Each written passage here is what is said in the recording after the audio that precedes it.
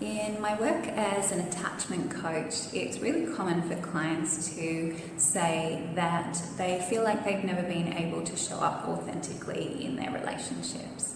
And when you view this through the prism of our core wounds, this actually makes perfect sense.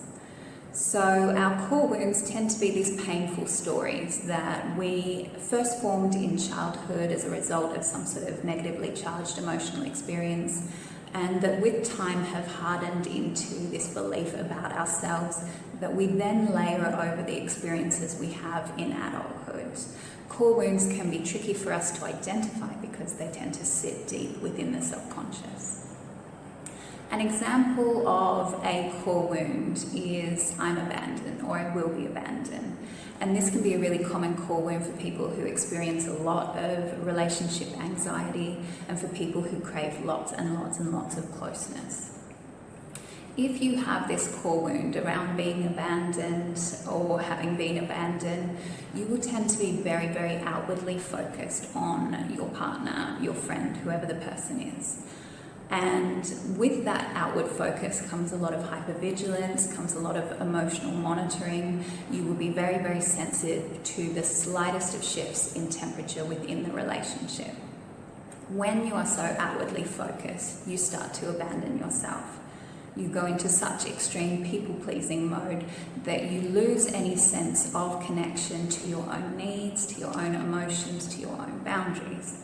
And so if you have no connection to your needs, your emotions, your boundaries, how are you expected to show up authentically in your relationships? You are, rather than approaching relationships from a place of connection, very much focused on protection, perhaps without realizing.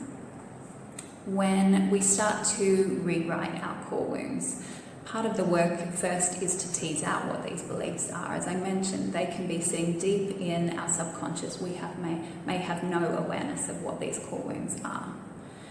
We then start to question some of these beliefs. So can I know with 100% certainty that my partner not texting me back within half an hour means I'm going to be abandoned? Probably not.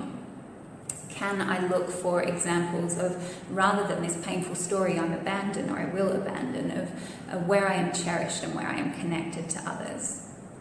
Can I start to pause before I react when this core wound is activated? So if my go-to move when I feel like I'm about to be abandoned is to send a flurry of text messages to my partner, can I instead try and pause and recognize what my need is in this moment? Is it a need for emotional connection?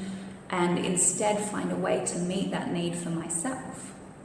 These are just some of the steps that we take to start to rewrite those core wounds so that we can begin to show up authentically in our relationships, both for ourselves and for the people we are with.